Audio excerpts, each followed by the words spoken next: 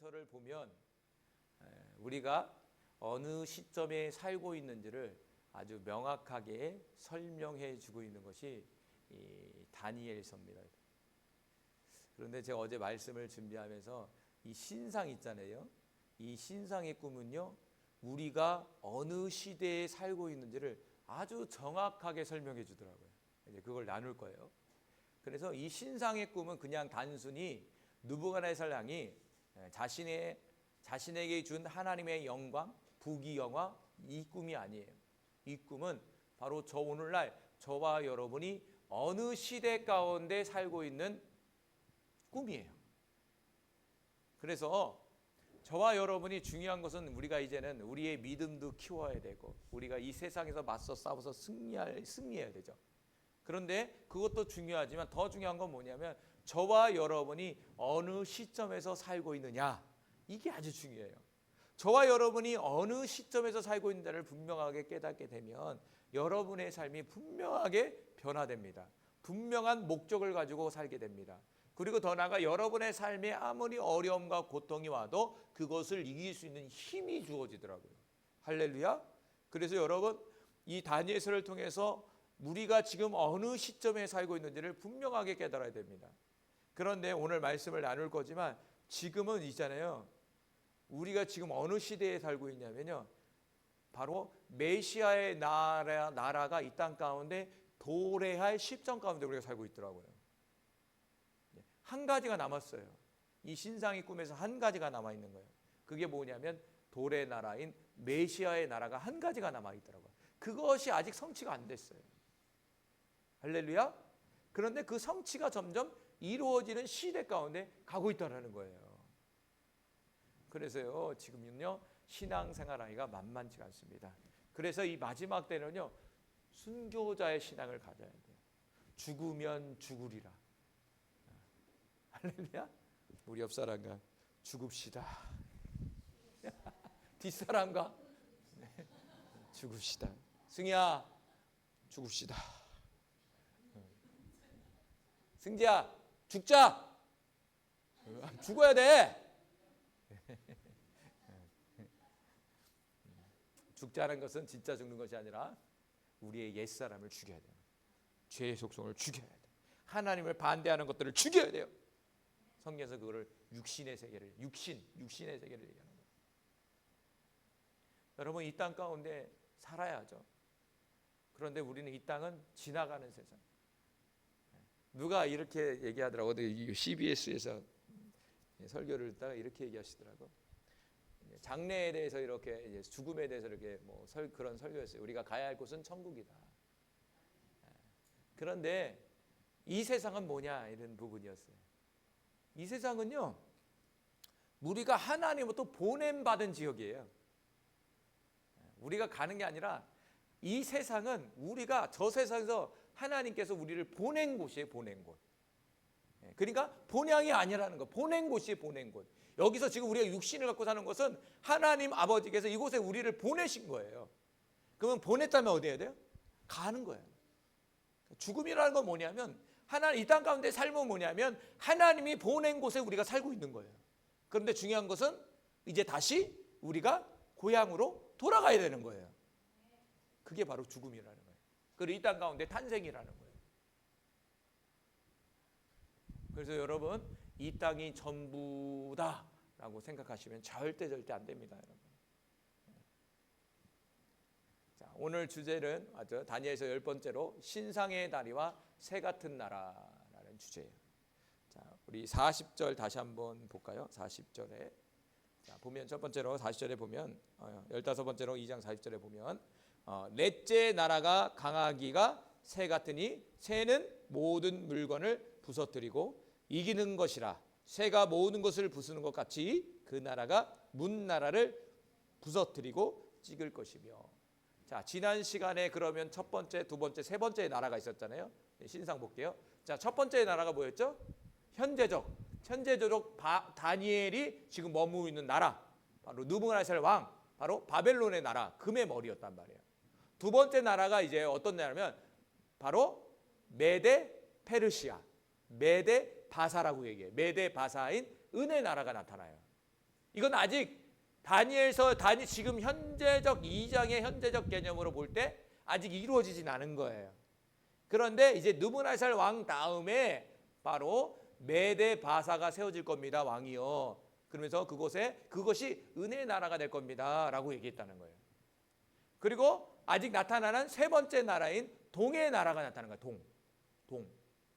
동의 나라를 우리 뭐냐? 헬라. 일반적으로는 그리스라는 거예요. 세계의 역사를 알면 좀 좋아요. 세계의 역사의 흐름 속에 있는 거예요. 그리스의 나라가 나와요. 그리스는 뭐가 유명하죠? 철학. 우리 유명한 철학자가 다 어디냐? 이 헬라 철학이 나와요. 헬라, 이 그리스 문화에서 다 나온 거예요. 그리스 문화에서. 그래서 신약 성경이 무엇으로 세워졌냐면 그리스어로 세워졌어요. 그걸 뭐냐면 헬라어라고 해요. 헬라어로 기록했다는 거예요. 그러니까 예수님 당시에도 언어가 있었는데 그게 뭐냐면 그리스어를 썼다는 거예요. 대단했죠? 꽃을 피웠죠? 그래서 처음으로 전 세계를 지배하는 알렉산더 왕이 나타나서 전 세계를 지배하는, 전 세계를 정복하는 그런 일이 나타났다. 그래서 네 번째 나라, 오늘 정확하게 네 번째 나라이 뭐냐면 철의 나라가 나타나요. 철의 나라는요, 이걸 뭐라고 그러냐면 바로 로마라고 해요. 로마는요, 로마가 등장하고 나서 번성한 시기는 BC 예수님 탄생 63년 전부터 예수 탄생 이후 476년까지 이 로마라는 나라가 전 세계를 지배한다는 거예요. 그러니까 대략적으로 몇 년입니까? 한 거의 500년 가까이, 500년 이상 가까이 이 전 세계를 통치하는 제국이 있었는데, 나라가 있었는데, 그 나라가 뭐냐면 로마라는 나라였다는 거예요. 대단하죠? 앞에 나라는요, 역사가 짧아요. 그런데 이 로마의 나라는요, 500년 이상 영향력을 끼쳤다는 거예요.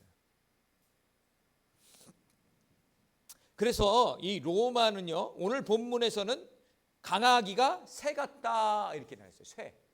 새를 우리가 뭐로 철이라고 하잖아요. 철. 강하기가 새 같다. 그래서 새는 뭐 한다고요? 모든 물건을 부서뜨려 버린다는 거예요. 부서뜨려 버린다는 거예요. 부서뜨려 버린다. 그리고 이긴다 이렇게 써 있다는 거죠. 그래서 영국의 역사학자인 기본이라는 사람이 이 로마라는 나라를 무엇이라고 이렇게 표시했냐면요, 철의 제국이다 이렇게 했잖아요. 무슨 제국? 철의 제국. 여러분 기가 막히지 않으세요? 다니엘이 그 신상 꿈에서 해석을 해주는데 하나님께서 철의 나라가 나타날 것이다. 그런데 로마라는 나라가 바로 뭐라고 멸칭하냐면 철의 제국이라고 얘기합니다.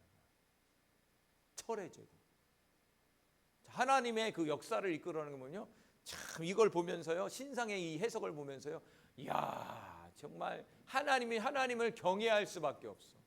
이 세상에 이 세계의 역사를 이끌어가는 것이 하나님이라는 것을 분명하게 이 신상의 꿈을 통해서 우리에게 지금 말씀해 주고 있는 거예요, 여러분.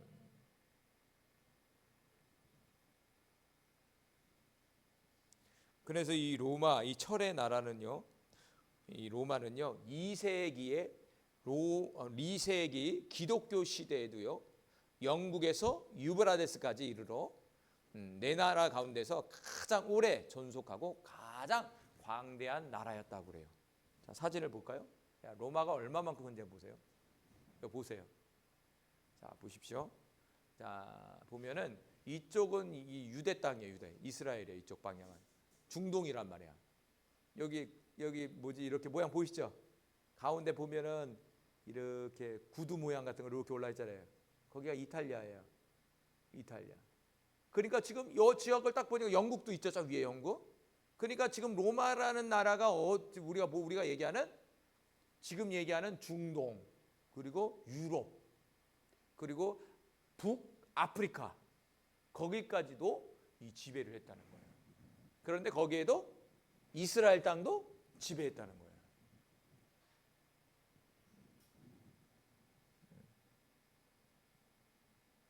그래서 로마 나라가 이렇게 이게 지금 이 사진은요 AD 117년경에 이 정도의 나라를 이 정도의 영토를 이 로마 철의 제국이 이 지배를 했다는 것이죠.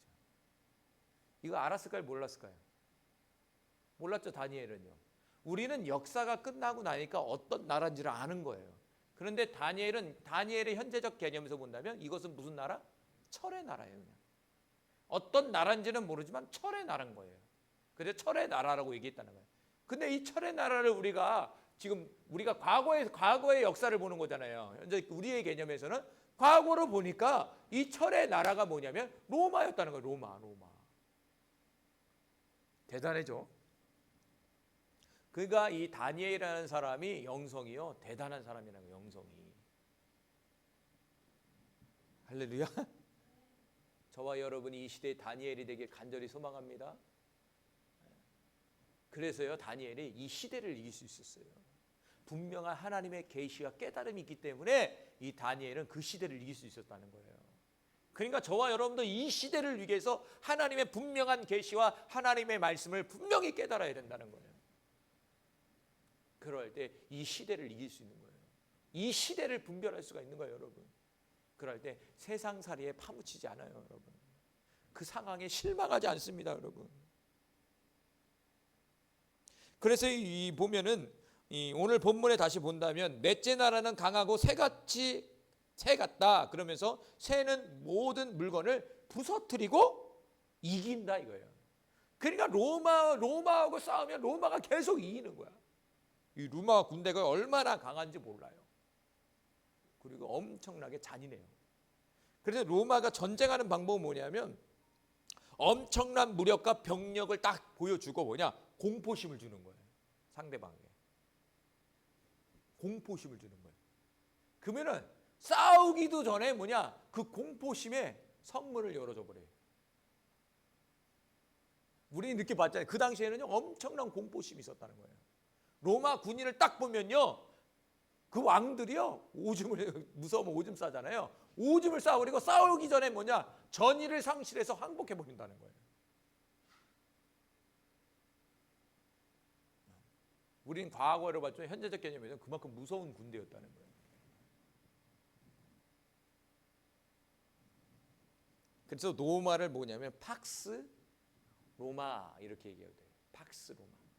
팍스 로마라는 말이 뭐냐면 로마의 평화 이렇게 얘기해요. 그러니까 로마가 들어가는 모든 나라는 평화를 이룬다 이런 뜻을 갖고 있어요. 팍스 로마라는 말이 있어요. 그래서 로마 군대의 철병력을 통해서 이 평화가 이루어진다라고 얘기를 한다고 그래요. 그래서 팍스 로마 이렇게 얘기하기도 해요. 그래서 로마는요 지금까지 세상에서 알려진 가장 크고 강한 제국이었다고 그래요. 무엇이? 로마가. 그리고 이 로마는요 바로 우리가 잘 알고 있는 예수님이 이 땅 가운데 초림을 하실 때에 예수님의 탄생과 십자가의 죽음에 있어서 관여했던 나라가 뭐냐면 이 로마예요. 로마. 이 로마 시대에 예수님이 아기 예수로 왔다는 거예요. 그리고 이 로마 시대에 예수님이 십자가에 못 박혀 죽으셨다는 거예요. 할렐루야. 중요한 거죠, 나라가. 이 로마라는 나라가. 그러니까 이 철의 나라 때 예수님이 오신 거예요. 철의 나라 때. 그래서 이 로마가 쭉 이어오는 가운데에 500년이 지났죠.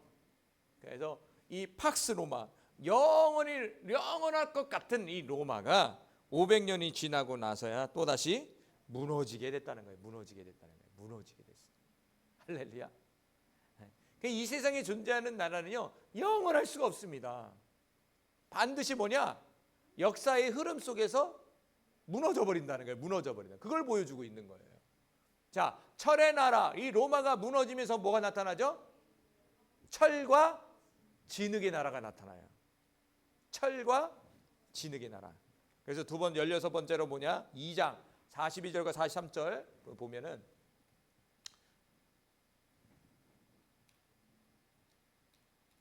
같이 읽어볼까요? 시작.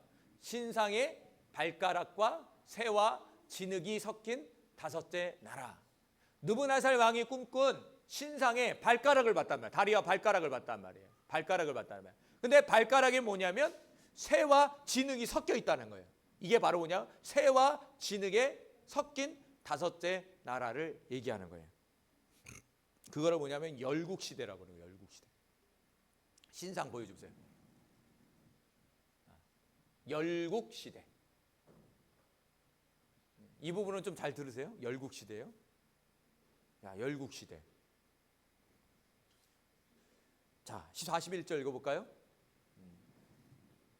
자, 읽어봅시다. 시작. 왕께서 그 발과 발가락이 얼마는 토기장이의 진흙이요 얼마는 쇠인 것을 보셨은즉 그 나라가 나뉠 것이며 왕께서 쇠와 진흙이 섞인 것을 보셨은즉 그 나라가 새 같은 든든함이 있을 것이나 그 발가락은 얼마는 쇠요 얼마는 진흙인즉 그 나라가 얼마는 든든하고 얼마는 부서질 만할 것이며 왕께서 쇠와 진흙이 섞인 것을 보셨은즉 그들이 다른 민족과 서로 섞일 것이나 그들이 피차 합하지 아니함이 쇠와 진흙이 합하지 않음과 같으리이다. 자, 보세요. 자, 41절에 보면 발과 발가락을 봤단 말이에요. 그런데 발과 발가락이 어떻게 생기냐면 진흙이 돼 있어요. 자세히 보니까 새가 있어요. 그러니까 그거 보지 마세요. 말씀을 보여달라니까 말씀을. 자, 진흙이고 쇠요 섞였다는 거예요. 자, 쇠와 진흙이 섞인 것을 뭐라고 그랬죠? 여기서 보니까 그 나라가 나뉠 것이다. 이게 있어요. 그 나라는 뭐냐면 철의 나라를 얘기하는 거예요. 철의 나라. 다시 말한다면 로마라는 나라가 분열된다는 거예요. 아까 로마 지도 보여줘 보세요. 이 나라가요 분열이 된다는 거예요. 500년 좀 지나고 나서 분열이 된다는 거예요. 이 큰 나라가. 무슨 나라로? 쇠와 진흙으로 분열이 된다는 거예요. 이거는요 뭘 얘기하냐면 로마와 게르만 국가들의 분열을 얘기하는 거예요. 게르만족 들어보셨어요? 이것은 AD 476년부터 그러니까 예수 탄생 476년부터 여기서 깜짝 놀랄 거예요. 언제까지냐? 현재까지예요. 지도 다시 보세요. 어떻게 나누냐면 이렇게 나누는 거예요. 이거 보세요. 저는 이거 보면 깜짝 놀랐어요. 이렇게 나눈다는 거예요. 자, 그러면은 이 게르만족은 게르만 국가는 뭐냐면 오늘날의 유럽 국가를 얘기하는 거예요. 유럽 국가는요 팍스 로마의 통치 아래 하나가 됐던 나라예요. 그런데 팍스 로마가 분열이 되면서 유럽 국가로 분열이 된 거예요. 대표적인 게 게르만족 국가가 뭐냐면 네덜란드를 중심으로 해서 독일, 게르만족이라고 하죠. 독일, 영국, 네덜란드, 오스트리아, 스위스, 덴마크, 노르웨이, 스웨덴, 아이슬란드 등 다시 얘기한다면 현재의 유럽 국가, 유럽 지역이 유럽 지역 분열이 돼버리는 거예요. 그러니까 현재는 어느 나라에 어디 지금 우리는 어느 나라에 살고 있는 거죠?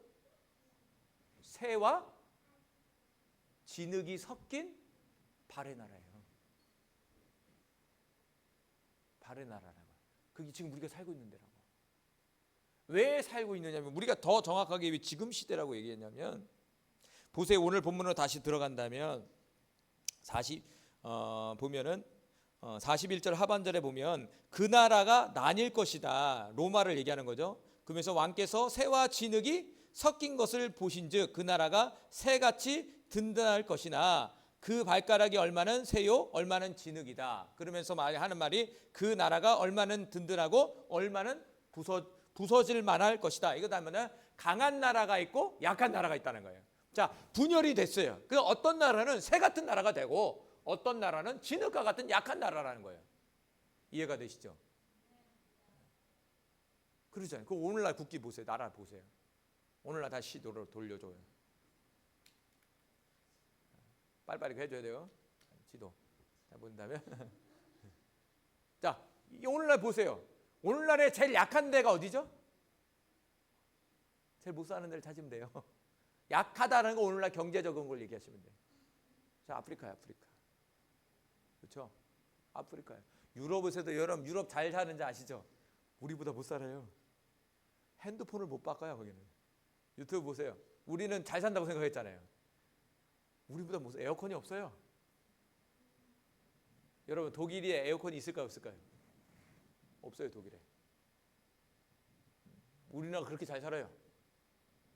여러분 상상 이상이에요. 그걸 어떻게 하시냐? 유튜브 뭐 안 해요. 요즘에 유튜브로 나오잖아요. 우리는 몰랐잖아. 유럽이 우리보다 잘 산다고 생각했잖아요. 근데 더 생활 수준이 떨어져. 그래 봤더니요, 핸드폰을 못 바꿔, 이 사람들이. 뭘 먹냐? 핸드폰 중고 있잖아요. 옛날 거. 그거 갖고 다녀. 우리 보면 우리는 수시로 바꾸잖아요. 얼마나 싸요. 생활 수준이 낮더라고, 이게. 그러니까 오늘날의 전 세계 뭐예요? 새 같은 강한 나라, 미국 있잖아요. 그런데 약한, 뭐 필리핀이나 저기 마닐라나 약하잖아요, 이게. 이게 분열이 된다는 거예요. 약한 나라, 강한 나라가 있다는 거예요. 분열이 돼서. 그럼 42절에 그 발가락이 얼마는 세요? 43절에 그러 하시는 말이 왕께서 새와 진흙이 섞인 것을 보셨은즉 그들이 다른 민족과 서로 섞일 것이라. 새와 진흙이서 섞어놨잖아요. 이거는 민족이 섞이는 걸 얘기하는 거예요. 민족. 다민족이 다민족. 섞인다는 거예요, 민족들이. 미국이 그렇잖아요. 미국이 뭐예요? 다문화예요, 거기가 대표적인 게. 미국은 모든 민족의 총체적인. 그래서 그게 미국이라는 나라, USA, 아메리카야, 아메리카.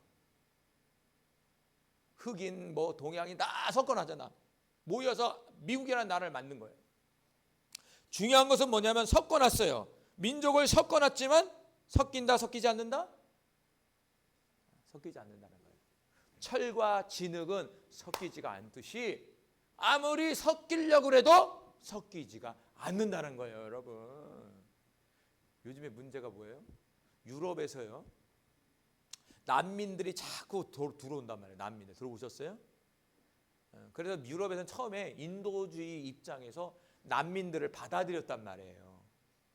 그런데 10년, 20년 지나고 나서 어떤 일이 뭐냐면 이 난민들이 어떤 일을 보냐면 범죄를 저지르기 시작하는 거예요. 범죄. 특별히 이슬람 사람들을 받아줬단 말이에요. 이슬람 사람들을 받아줬더니 어떤 일이 뭐냐면 범죄율이 높아지는데, 특별히 이슬람은요, 여자들을 여자로 봅니까, 안 봅니까? 물건으로 봅니다. 그래서 이슬람 애들이 들어오고서부터 이 사회에 어떤 범죄가 많이 오냐면 여자들을 강간하고 성폭행하는 일들이 비일비재기 시작하는 거예요, 지금. 왜? 그들의 사상 속에 여자는 사람이 아니에요. 지금도 그래요? 그 행복한 줄 아세요? 그 이슬람 국가에 살면요, 여기 있는 여자분들은 여자가 아닙니다. 그냥 물건입니다, 물건. 그 유럽의 지금 범죄는 뭐냐면 여자들을 강간하고 성폭행하는 거야, 밤마다. 그것도 좀 많이 그렇지만 수십 명이서 달려들어서 그렇게 하는 거야. 윤관이라고 그렇게 하는 거야. 근데 그거를 죄로 여기지 않는 거예요. 죄로 여기지 않는다고요. 우리는 그걸 어떻게 그럴 수 있어? 이렇게 얘기하잖아요. 근데 그 사람들은 그게 당연한 거예요. 자, 유럽에는 난민들이 들어오는데 섞이지 못하는 거예요. 그래서 지금은 어떻게 하냐면 유럽에서는요, 난민을 받아주지 않습니다. 좋은 게 좋은 거라고 받아들였더니 사회 문제를 일으키고 그들이 그 사회를 점령해 가는 거예요. 그래서 이 난민 문제는요, 인도주의 입장에서보다도 나라의 존립이 걸려 있는 거예요. 그래서 그거를 쉽게 결정할 수 있는 문제가 아닌 거예요. 그래서 쉽게 결정을 못하는 거예요. 그러니까 여러 가지 문제가 있는 거예요. 우리가 그것도 막 추진을 하려고 그러는데 반대 입장도 만만치 않은 거예요. 왜? 그런 일들이 지금 벌어지고 있으니까. 왜냐하면 오늘 본문에 봐도 이 신상의 꿈 속에서도 지금 현재적 이 시국에서 뭐냐? 여러 민족들이 살잖아요. 지금 이제 나눠갖고. 철의 나라와 진흙의 나라가 섞여서 살잖아요. 그리고 그 나라에 또 정착하러 또 가잖아요. 근데 문제는 성경이 분명히 얘기해요. 섞이지 않는다는 거예요. 섞이지 않으면 어떤 일이 벌어질까요? 싸움이 일어나는 거죠. 뭔가 분쟁이 일어나는 거예요. 바로 이게 바로 신상의 지금 오늘 현재적 개념, 현재 지금. 이 놀랍지 않습니까? 며칠 전에 사모님이 그러더라고요. 목사님, 그럼 우리가 그 여복을 안 하긴 하잖아요. 목사님, 우리는 그럼 이 신상 중에 어느 나라, 지금 어느 쪽 우리가 지금 여기에 있는 겁니까? 이렇게 얘기를 했다는 거죠. 그 답은 이제 여기에. 이 신상의 꿈에서 우리는 뭐냐면 발과 발가락의 나라, 철과 진흙이 섞인 나라, 그 나라에 우리가 지금 현재 시점에서 있고 있다는 거예요. 할렐루야. 그래서 그렇구나, 우리의 시점이 여기구나. 너무 감사하더라고. 깨닫게 해주시는 거야. 그렇게 많이 봤는데 준비하면서도 깨닫게 해주시는 거야. 그러면서 중요한 것은 앞으로 도래할 날, 여기서 끝나는 게 아니에요. 자, 이렇게 있잖아요. 그런데 오늘 17번째로 44절부터 45절은요 산돌의 나라가 나타난다는 거예요. 돌의 나라가 이 땅 가운데 도래한다는 거예요. 그래서 17번째 읽어볼까요? 신상을 파괴한 돌과 산에서 나온 돌의 나라. 왕이시여, 돌의 나라가 궁극적으로 올 겁니다. 읽어볼까요? 시작. 이 여러 왕들의 시대에, 여기 보세요. 여러 왕들의 시대는 앞에 나라를 얘기하는 거예요. 첫 번째 바벨론, 두 번째 메데 바사, 세 번째 헬라 그리스, 그리고 네 번째 팍스 로마, 다섯 번째 열국 시대 현재 철과 진흙의 나라, 그리고 여섯 번째 얘기하는 거예요. 하늘의 하나님이 한 나라를 세우리니. 자, 지금까지의 나라는 사람들이 세웠지만 이제 여섯째 나라는 하나님이 세우신다는 거예요. 하나님이. 우리가 얘기하는 하나님 나라가. 이것은 영원히 망하지도 아니할 것이요, 그 국권이 다른 백성에게로 돌아가지 아니할 것이다. 자, 하나님의 나라는 망하지 않고 영원히 설 거다. 다시 말하면 앞전의 모든 나라는 망해버렸어요. 그런데 이 마지막 여섯째 하나님이 세우시는 나라는 영원히 존속할 거다. 할렐루야. 영원히 건 영원히.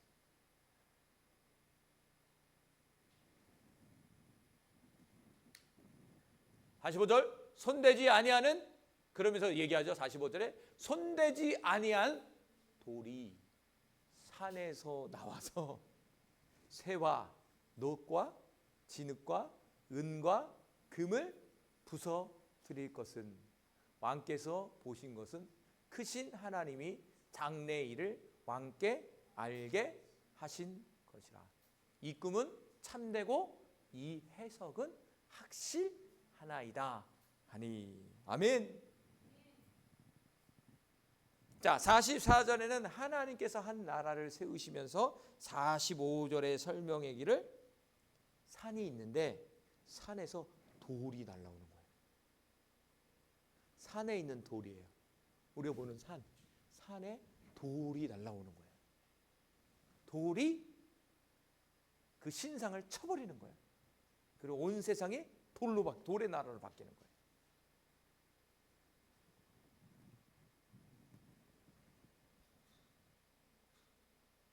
그러니까 이 부분을 좀 생각해 본다면, 여러 왕국들이 합하지 못하고 분열된 상태에서, 이 상태의 존재 상황 속에서 하나님의 나라가 세워진다는 거예요. 근데 그 하나님의 나라를 돌의 나라로 말씀해 주고 계신다는 거예요. 돌.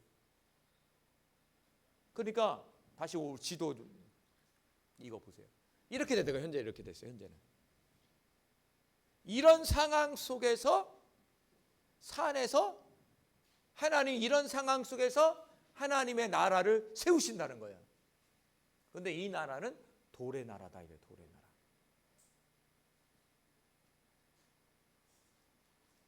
자, 돌 하면 딱 생각나셔야 돼요. 자, 미가서 4장 7절. 4장 7절. 시작. 발을 저는 자는 남은 백성이 되게 하며 멀리 쫓겨나던 자들이 강한 나라가 되게 하고 나 여호와가 시온산에서 이제부터 영원까지 그들을 다스리리라 하셨나니. 이게 표면적인 것은 육적 유대인들을 얘기하는 거예요. 그런데 영적인 면에서 얘기한다면 뭐냐면 여호와께서 시온산에서부터 영원까지 하나님의 사람들을 다스린다는 거예요. 누가? 하나님께서. 다시 말합니다. 하나님이 온 세계를 영원히 다스린다는 거예요. 이 영원히 다스리는 나라가 무슨 나라냐? 바로 신상의 꿈에서 본 산으로부터 날려온 돌의 나라인 거예요. 돌의 나라. 할렐루야. 돌의 나라예요. 자, 이사야서 28장 16절에도 돌에 대해서 얘기해 주고 있어요. 돌. 같이 읽어봅시다. 시작. 그러므로 주 여호와께서 이같이 이르시되 보라 내가 한 돌을 시온에 두어 기초를 삼았노니 곧 시험한 돌이요 귀하고 견고한 기초 돌이라. 그것을 믿는 이는 다 다급하게 되지 아니하리로다. 자, 하나님께서 시온에 뭘 준다고요? 한 돌을 세우겠다. 돌. 여기 돌 나오잖아요. 돌. 이 돌이 누구냐? 지금 오늘 본문 그 돌이에요. 그 돌. 산에서 나오는 돌이에요. 돌. 한 돌을 세운다는 거예요. 자, 이 돌을 지금 그냥 물건으로 보고 있어요? 아니면 인격체로 보고 있어요? 인격체로 보고 있잖아요. 그 살아있는 돌이에요. 이거는. 그럼 우리가 얘기하는 이 짱돌이 아니라 감정도 없고 이런 돌이 아니에요. 이게 뭐죠? 마태복음 21장 44절에 보니까 예수님을 얘기하는 거예요. 예수님. 돌로 상징적으로 얘기해 주고 있는 거예요. 자, 읽어봅시다. 이 돌 위에 떨어지는 자는 깨지겠고 이 돌이 사람 위에 떨어지면 그를 가루로 만들어 흩으리라 하시니. 이 돌 위에 떨어진다. 이 돌이 누구냐? 예수 그리스도를 말씀해 주고 있는 거예요. 오늘 본문에는 이 돌의 나라를 얘기하는 거예요. 이 돌의 나라의 왕이 누구냐? 예수님이라는 거예요. 예수님. 다시 말하니까 이 돌의 나라는 바로 예수님의 재림. 예수님의 재림을 통해서 모든 나라가 멸망받고 심판받고 예수가 왕이 돼서 결국에는 하나님의 나라를 이루겠다라는 꿈이에요. 이게 우리 교회 이번에 표어가 뭡니까? 메시아의 나라를 사모하는 한 해임잖아요, 여러분. 바로 이 나라가 이루어진다는 거예요.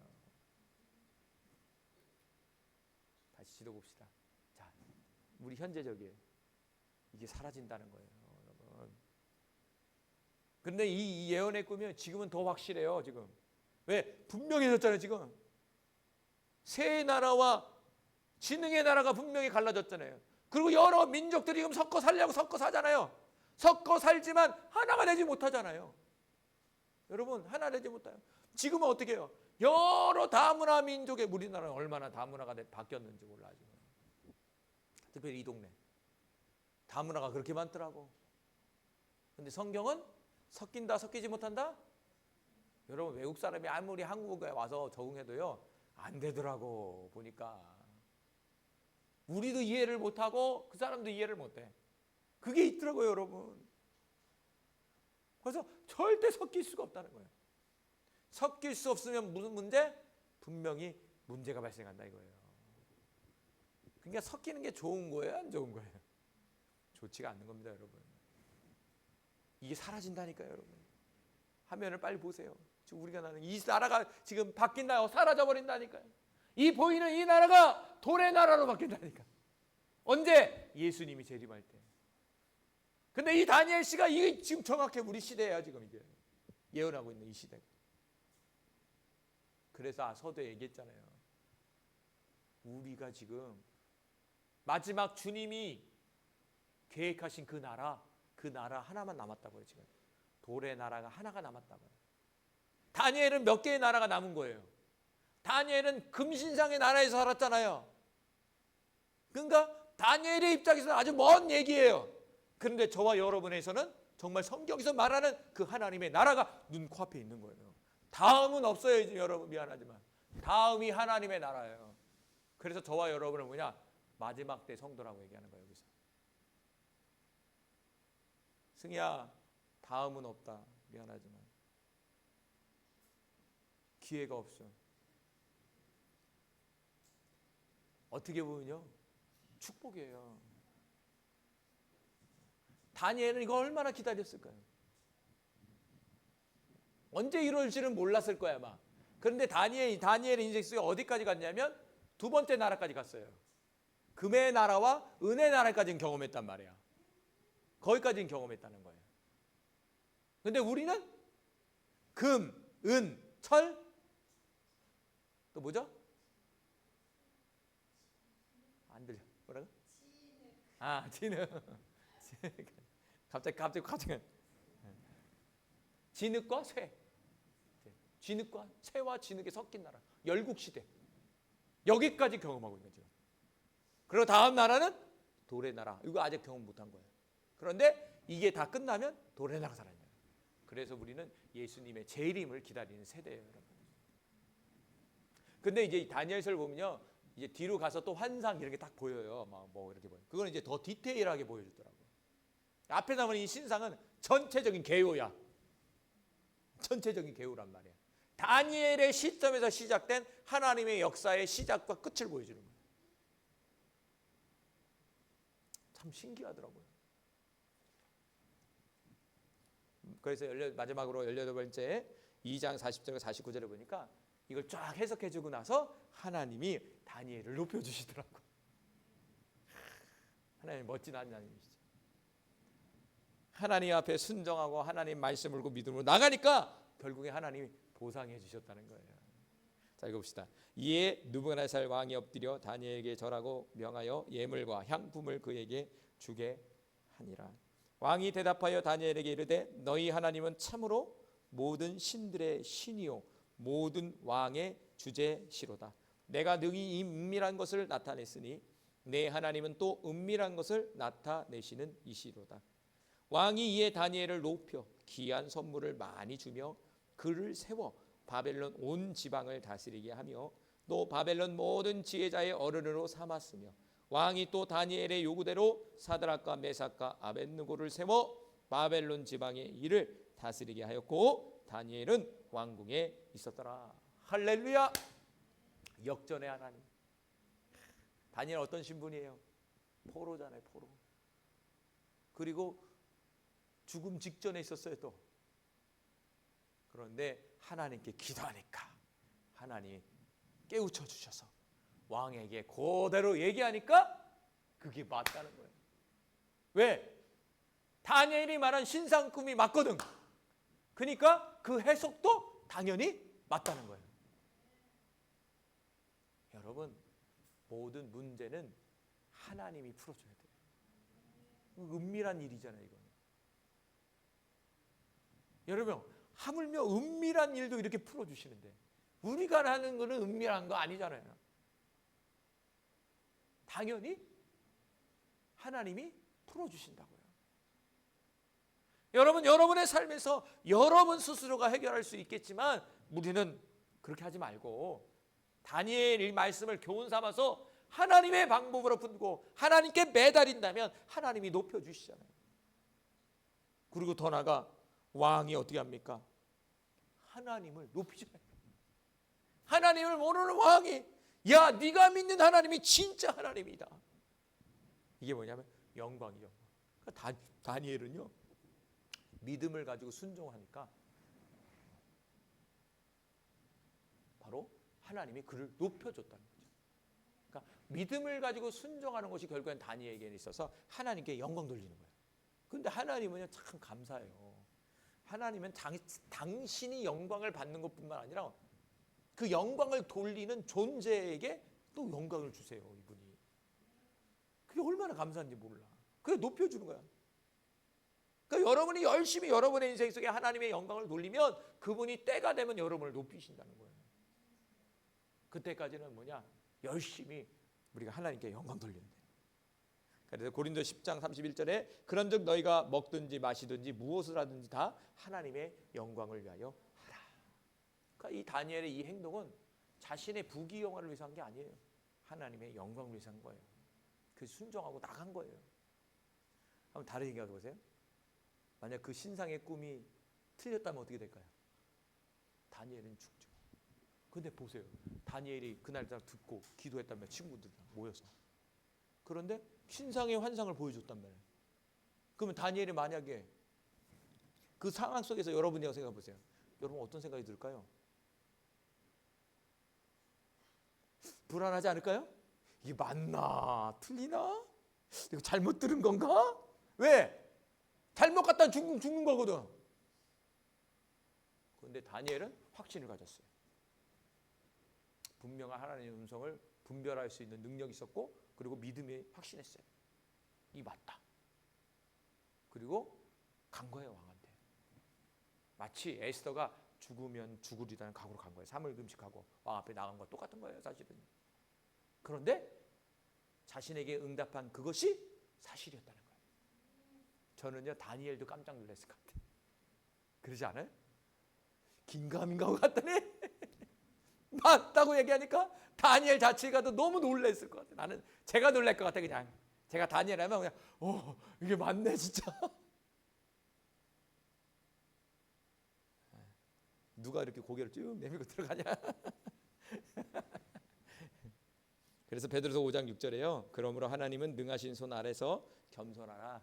때가 되면 너희를 높이리라. 할렐루야. 우리 열심히 겸손합시다. 겸손이라는 말은요, 단 게 아니에요. 의지예요, 의지. 하나님 의지하는 거예요. 교만은 뭐냐? 하나님 의지하지 않는 거예요, 여러분.